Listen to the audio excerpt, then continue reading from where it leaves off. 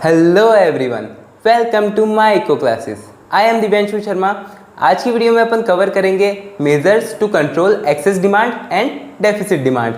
इससे पहले वाली वीडियो में अपने देखा था एक्सेस डिमांड क्या होता है, डेफिसिट डिमांड क्या होता है। अगर आपने वो वीडियो नहीं देखी हो तो आप आई कार्ड में जाकर के चेकआउट कर सकते हैं। तो स्टार्ट करते हैं आज की वीडियो को।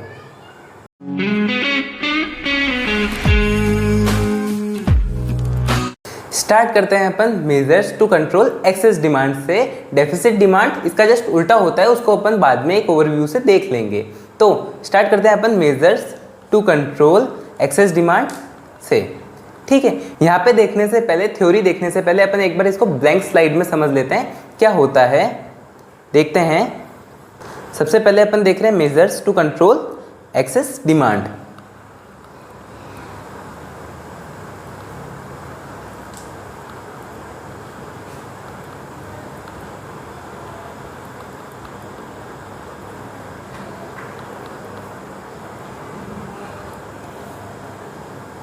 ठीक है, अब अपन इसको दो टाइप में डिवाइड कर रहे हैं।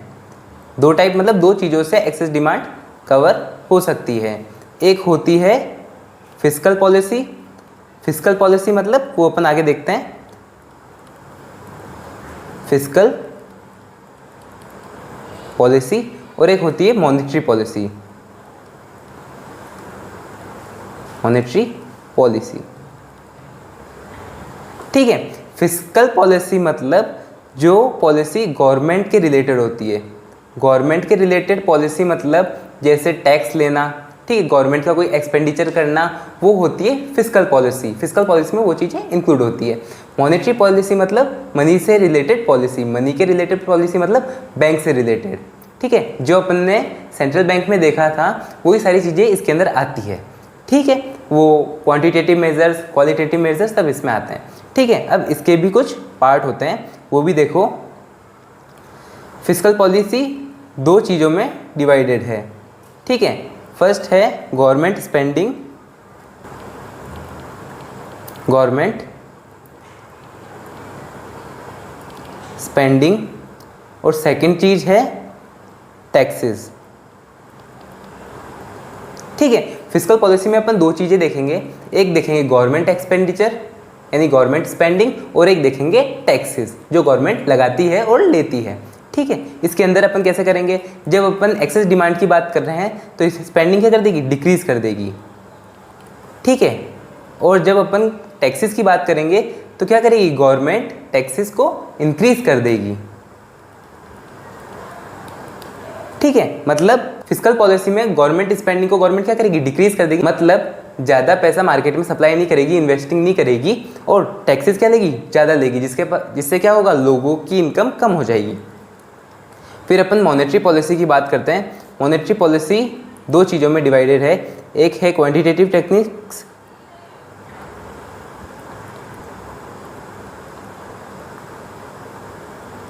और एक है क्वालिटेटिव,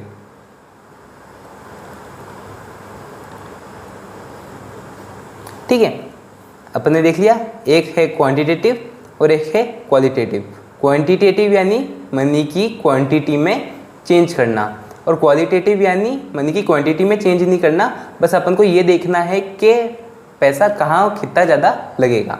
वो अपन किस में देखेंगे, क्वांटिटेटिव और क्वालिटेटिव में ये सारी चीज़ें देखेंगे, ठीक है। अब अपन स्टार्ट करते हैं फिस्कल पॉलिसी से। फिस्कल पॉलिसी क्या होती है, फिस्कल पॉलिसी में अपन देखते हैं decrease in government spending. Government spending क्या कर जाएगी, डिक्रीज हो जाएगी, जिससे क्या होगा, लोगों की इनकम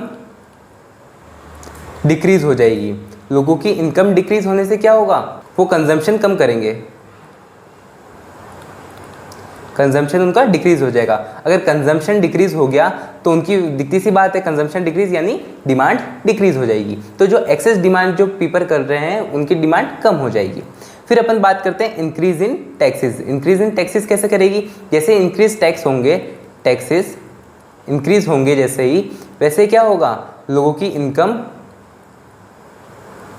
बाकी इनकम की वजह से डिस्पोजेबल इनकम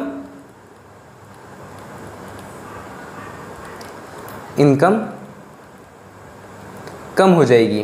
डिस्पोजेबल इनकम कम होने से कंजम्पशन भी डिक्रीज हो जाएगा। ठीक है, ये चीज़ें अपन समझ गए। इनकम को हटा दो यहाँ से। टैक्स इंक्रीज हुई, डिस्पोजेबल इंक्रीज कम हो गई, और डिस्पोजेबल इंक्रीज कम होने से कंजम्पशन भी डिक्रीज हो गया। फिर अपन बात करते हैं डिक्रीज इन मनी सप्लाई। अब मनी सप्लाई में डिक्रीज कैसे होता है? मनी सप्लाई में डिक्रीज होता है मॉनेटरी पॉलिसी की वजह से। मनी सप्लाई मतलब मार्केट में जो मनी है उसको कम करना। अपन ने फिस्कल पॉलिसी में ये देखा था, गवर्नमेंट क्या करेगी, सिर्फ स्पेंडिंग इंक्रीज और डिक्रीज करेगी और टैक्स इंक्रीज और डिक्रीज करेगी, उससे फर्क पड़ेगा। इसके अंदर अपन देखेंगे पैसा को मार्केट में कम करना या ज़्यादा करना, और लोन के हिसाब से कैसे कम कर सकते हैं। ठीक है, अब with the help of monetary policy, monetary की पॉलिसी की वजह से जो सेंट्रल बैंक होती है किसी भी इकोनॉमी की, वो क्या है, सक्षम है, यानी एबल है to control the money supply, market में मनी सप्लाई कंट्रोल करने के। ठीक है, अब वो दो मेजर्स ले सकती है, जैसे कि अपन ने सेंट्रल बैंक के फंक्शन में देखा था। अपन ने क्या देखा था, क्रेडिट कंट्रोल करने के दो फंक्शन होते हैं, एक क्वांटिटेटिव और एक होता है क्वालिटेटिव। वैसे इसके अंदर भी सेम दो चीज़ें काम में आएगी वही। ठीक है, जो उसके फंक्शन है आरबीआई के, सेंट्रल बैंक के, कोई फंक्शन इसकी यूज़ लेती है किसके लिए, एक्सेस डिमांड को कम या ज़्यादा करने के लिए। ठीक है, अब देखो अपन एक्सेस डिमांड कम करने की बात करते हैं, तो सबसे पहले अपन बात करते हैं क्वांटिटेटिव इंस्ट्रूमेंट की। क्वांटिटेटिव इंस्ट्रूमेंट में अपन क्या देखते हैं, इसके अंदर अपन देखते हैं सबसे पहले क्या करेगी गवर्नमेंट, बैंक रेट इंक्रीज करेगी। क्या करेगी, बैंक रेट इंक्रीज करेगी।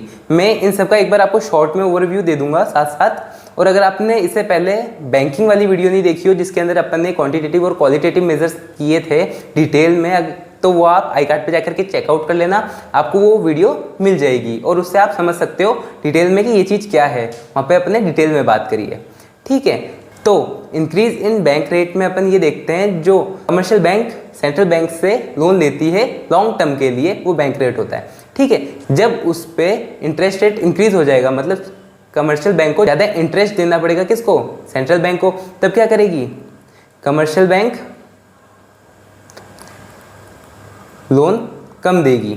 ठीक है, लोन कम देने से क्या होगा, मनी सप्लाई डिक्रीज होगा। मनी सप्लाई डिक्रीज होने से क्या होगा, एक्सेस डिमांड डिक्रीज हो जाएगी। ठीक है, लोगों के पास मनी नहीं होगा, मनी या इन्वेस्टमेंट जो भी है वो डिक्रीज हो जाएगा, जिससे एक्सेस डिमांड कम हो जाएगी। ठीक है, फिर अपन बात करते हैं increase in repo rate. Repo rate और बैंक रेट सेम ही होता है, बस रेपो रेट क्या है, शॉर्ट टर्म के लिए है। ठीक है, रेपो रेट इंक्रीज होगा तो उससे भी क्या होगा, कमर्शियल बैंक लोन कम देगी, जिससे क्या होगा, मनी सप्लाई डिक्रीज हो जाएगी और लोग इन्वेस्टमेंट डिक्रीज कर देंगे। इन्वेस्टमेंट डिक्रीज करेंगे तो उनकी इनकम डिक्रीज हो जाएगी। इनकम डिक्रीज होगी तो वो कंजम्पशन कम करेंगे, कंजम्पशन कम करेंगे तो एक्सेस डिमांड कम हो जाएगी।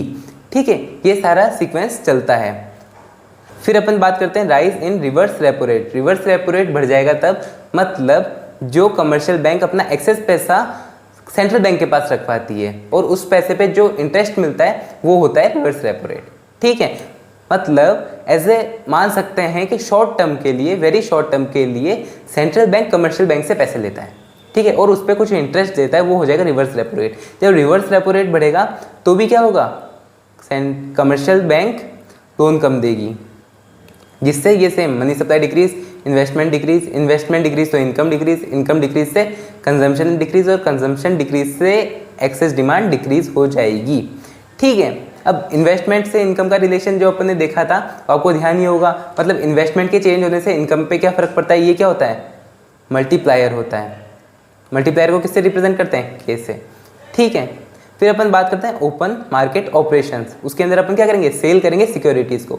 ओपन मार्केट ऑपरेशंस किस लिए होता है, मार्केट में मनी सप्लाई कम या ज़्यादा करने के लिए।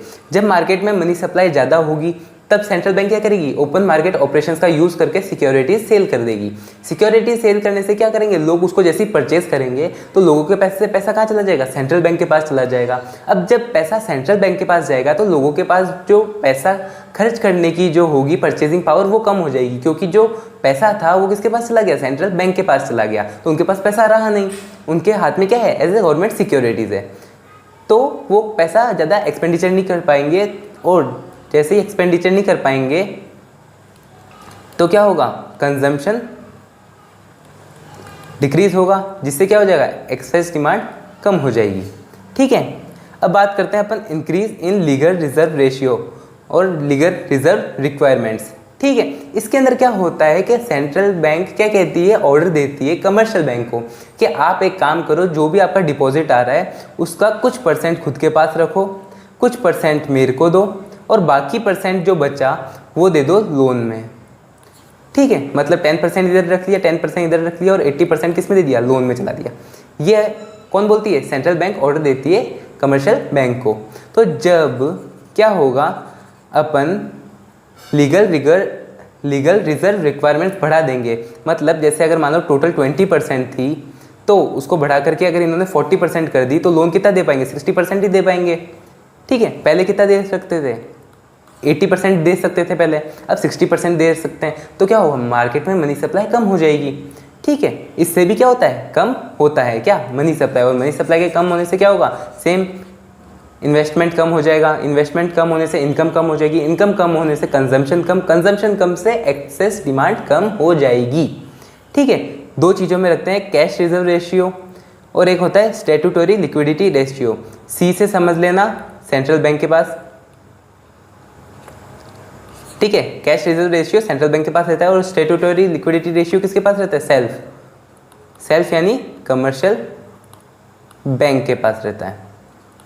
ठीक है, ये होता है क्वांटिटेटिव इंस्ट्रूमेंट, जिससे क्या होती है, एक्सेस डिमांड कम होती है। फिर अपन बात करते हैं क्वालिटेटिव इंस्ट्रूमेंट की। क्वालिटेटिव इंस्ट्रूमेंट में अपन सिर्फ यही देखते हैं कि पैसों का एलोकेशन अलग अलग जगह हो रहा है अकॉर्डिंग टू नीड। ठीक है, इसके अंदर मार्केट में पैसा कम या ज़्यादा नहीं करते अपन, जितना है उतना ही रहेगा, बाकी उसका एलोकेशन बहुत अच्छी तरीके से करेंगे, बहुत इफेक्टिव तरीके से करेंगे। ठीक है, अब अपन इसके अंदर देखते हैं, इसके अंदर सबसे पहले अपन बात करते हैं increase in margin requirements. Margin requirement क्या होता है, जब भी अपन लोन लेने जाते हैं, ठीक है, अपन बैंक में कोई सिक्योरिटी देते हैं। सिक्योरिटी मतलब जैसे कोई इंसान घर परचेज करने जा रहा है, फॉर एग्जांपल उसके घर की वैल्यू है 20 लाख, ठीक है, उसके घर की वैल्यू 20 लाख हो गई। अब वो क्या कर रहा है, बैंक में जा रहा है, वो बोल रहा है मेरे को लोन चाहिए, मेरे को ये घर परचेज करना है। ठीक है, तो वो किसके पास जाएगा, वो जाएगा कमर्शियल बैंक के पास, कमर्शियल बैंक के पास जाएगा, कमर्शियल बैंक से लोन मांगेगा। तो कमर्शियल बैंक देखेगी कि यार प्रॉपर्टी कितने की है, 20 लाख की है, अपन एक काम करते हैं, इसको 18 लाख प्रोवाइड कर देते हैं और 2 lakh rupees as a security deposit रह जाएगा। ठीक है, ये एज ए मार्जिन रिक्वायरमेंट होता है, मतलब मार्जिन रखती है कोई कमर्शियल बैंक अपने पास के एज ए सिक्योरिटी। ठीक है, वो उस टाइम 18 लाख दे रही थी। अब क्या करना है अपन को, एक्सेस डिमांड कम करनी है। ठीक है, तो मार्जिन रिक्वायरमेंट क्या कर देंगे, इंक्रीज कर देंगे। जैसे ही अपन ने मार्जिन रिक्वायरमेंट इंक्रीज करी तो 20 लाख की सिक्योरिटी के बदले लोन मिलेगा, मान लो फॉर एग्जांपल 15 लाख का, और सिक्योरिटी कितनी बढ़ गई, 5 लाख रुपए हो गई। तो जो भी लोन लेने वाला है वो देखेगा यार मैं 20 लाख रुपए की सिक्योरिटी जमा करा रहा हूँ और उसके बदले मेरे को मिल रहा है 15 लाख, 5 लाख रुपए का मैं क्या कर रहा हूँ, लॉस कर रहा हूँ। तो वो क्या करेगा, लोन लेना अवॉइड करेगा। समझ रहे हैं अपन, जैसे ही अगर वो लोन लेना अवॉइड करेगा उससे क्या होगा, इन्वेस्टमेंट डिक्रीज हो जाएगी। इन्वेस्टमेंट जैसे डिक्रीज होगी वैसे इनकम डिक्रीज हो जाएगी। इनकम डिक्रीज होगी तो कंजम्पशन डिक्रीज, कंजम्पशन डिक्रीज तो एक्सेस डिमांड डिक्रीज। समझ गए अपन। फिर अपन बात करते हैं मॉरल सुएशन। मॉरल सुएशन मतलब ये क्या करती है, सेंट्रल बैंक कमर्शियल बैंक को एडवाइस करती है कि तुम ऐसे ऐसे कौन सी मनी लैंडिंग पॉलिसी रखो। मनी लैंडिंग मतलब जो भी लोन देना है उसके हिसाब से ऐसे पॉलिसी रखो। अगर सेंट्रल बैंक चाहेगी कि आप लोन ज़्यादा दो तो आप लोन ज़्यादा दोगे, सेंट्रल बैंक चाहेगी आप लोन कम दो तो लोन कम देना पड़ेगा। तो अपन बात कर रहे हैं एक्सेस डिमांड को कम करने की, तो उसमें क्या करेगी, वो एडवाइस करेगी कि आप डिस्करेज करो लैंडिंग, मतलब लोन देना कम करो, मतलब लोगों को लोन कम दो। तो जब अपन ये बात करेंगे जैसे लोन कम मिलेगा तो वैसे क्या होगा, वही इन्वेस्टमेंट डिक्रीज, इन्वेस्टमेंट से इनकम डिक्रीज, इनकम से कंजम्पशन डिक्रीज और कंजम्पशन से एक्सेस डिमांड कम हो जाएगी। फिर अपन बात करते हैं सिलेक्टिव क्रेडिट कंट्रोल, मतलब जहाँ ज़रूरत है वहीं लोन दो, क्या करो, क्रेडिट राशनिंग करो, जहाँ पे बहुत ज़्यादा ज़रूरत है वहीं दो, बाकी अवॉइड करो।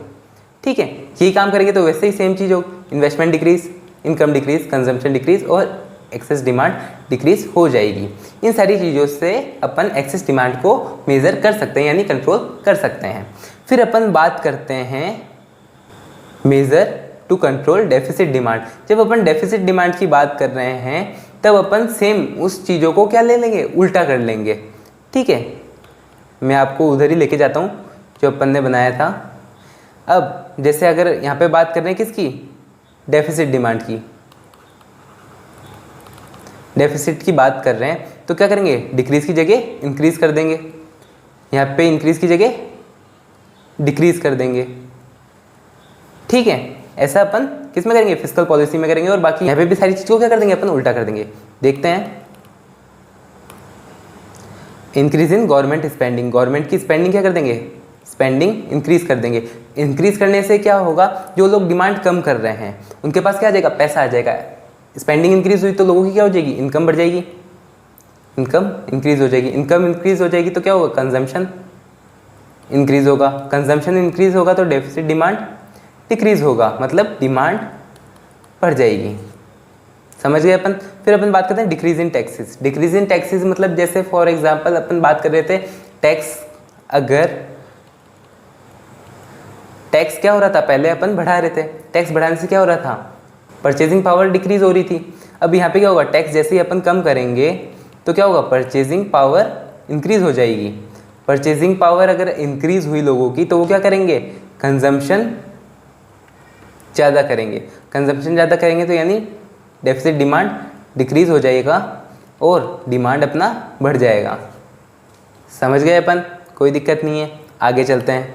अब अपन बात करते हैं वही क्वांटिटेटिव इंस्ट्रूमेंट की। क्वांटिटेटिव इंस्ट्रूमेंट यानी मनी को कंट्रोल करना, जिसमें मनी ज़्यादा या कम होता है। अपन क्या करेंगे, बैंक रेट को डिक्रीज़ कर देंगे जिससे लोन ज़्यादा मिले, रेपो रेट को भी डिक्रीज़ कर देंगे जिससे लोन ज़्यादा मिलेगा, डिक्रीज रिवर्स रेपो रेट कर देंगे। ठीक है। ओपन मार्केट ऑपरेशंस में अपन क्या करेंगे, सिक्योरिटी परचेज करेंगे। जैसे ही अपन सिक्योरिटी परचेज करेंगे तो लोगों के हाथ में जो सिक्योरिटी थी, पैसे नहीं थे, जैसे अपने उनको पैसे दिए तो वो जैसे पैसा मिला, ठीक है, उनको प्रॉफिट बढ़ के मिलेगा ना। किसी ने 10 लाख रुपए इन्वेस्ट किए गवर्नमेंट सिक्योरिटी में तो दिखती सी बात है, क्यों करेगा आप, उसको इंटरेस्ट चाहिए होगा, उसको फ़ायदा चाहिए होगा। तो जैसे ही गवर्नमेंट उसकी सिक्योरिटी वापस खरीदेगी उससे, तो उसको क्या मिलेगा, इंटरेस्ट के साथ पैसा मिलेगा, तो उसकी स्पेंडिंग क्या हो जाएगी, बढ़ जाएगी। उसकी स्पेंडिंग बढ़ने से वो क्या करेगा, डिमांड ज़्यादा करेगा। डिमांड ज़्यादा करेगा तो क्या होगा, डेफिसिट डिमांड कम हो जाएगी और डिमांड इंसान की बढ़ जाएगी। और वो किस पे आने वाला होगा, इक्विलिब्रियम पॉइंट पे आने वाला होगा। किस पे, फुल इक्विलिब्रियम लेवल पे। फिर अपन बात करते हैं decrease in legal reserve requirement. Legal reserve requirements को भी क्या कर देंगे, कम कर देंगे, जिससे लोन ज़्यादा मिल सके। फिर अपन बात करते हैं क्वालिटेटिव इंस्ट्रूमेंट की। क्वालिटेटिव इंस्ट्रूमेंट में क्या करेंगे, डिक्रीज इन मार्जिन रिक्वायरमेंट। जो अपन 15 लाख का लोन दे रहे थे, 15 लाख को बढ़ा के अपन 20 का 20 दे देंगे कि यार मार्जिन रखो ही मत, तुम बढ़ाओ, बढ़ा के ऐसे लोन दो। अपन को क्या करना है, मार्केट में पैसा बढ़ाना है सिर्फ।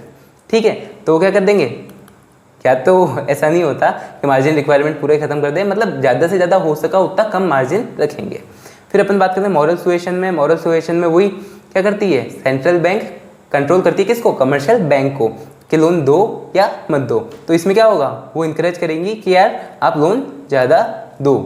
फिर अपन बात करेंगे सिलेक्टिव क्रेडिट कंट्रोल में विड्रॉल क्रेडिट राशनिंग, मतलब सबको पैसा दो, जिसको चाहिए उसको दो।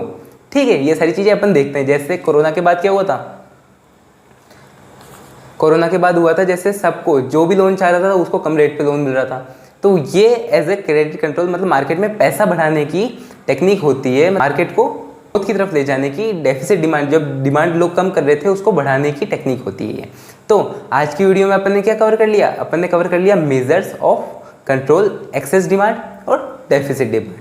अगर आपको वीडियो अच्छी लगी हो, समझ में आई हो, तो इसको लाइक कर दीजिए, चैनल को सब्सक्राइब कर दीजिए। कोई भी क्वेश्चन हो, डाउट हो या दिक्कत हो तो आप कमेंट बॉक्स में पूछ सकते हैं। Micro economics, macro economics, statics और मैट्रिक्स एंड डिटर्मिनेंट्स की प्लेलिस्ट का लिंक मैंने डिस्क्रिप्शन में दे रखा है, आप उसको चेकआउट कर सकते हैं। तो आप चैनल को जरूर सब्सक्राइब करिएगा। मिलते हैं अपन नेक्स्ट वीडियो में। Thanks for watching.